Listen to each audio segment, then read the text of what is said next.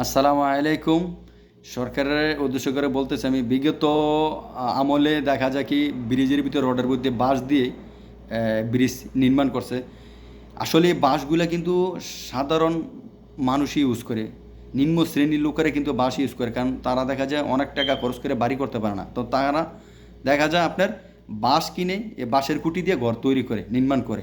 তো দেখা যায় এখন যদি ব্রিজের ভিতরে রডের মধ্যে বাঁশ দেওয়া ব্রিজ তৈরি করা হয়, তাহলে কিন্তু রডেরও দাম বাড়তি, বাঁশেরও দাম বেড়ে যাব। তাইলে সাধারণ যে লোকগুলো আছে যারা নিম্ন আয়ের, তারা কিন্তু ঘরও করতে পারবো না, তাদের জন্য আরও সমস্যা হয়ে যাব। তা আমি বলবো অন্ততপক্ষে যেখানে ব্রিজের ভিতরে রড দেওয়া দরকার রডে দিবেন, বাঁশ দিবেন না, কারণ বাঁশের দাম আর চড়াও করবেন না।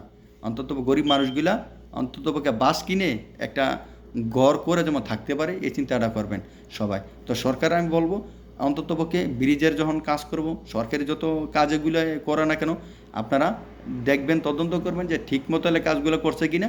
আর বিশেষ করে ব্রিজের ভিতরে রডের বদলি যেমন বাঁশ না দেওয়া হয়, বাঁশের বদলি রডে দেওয়া হোক।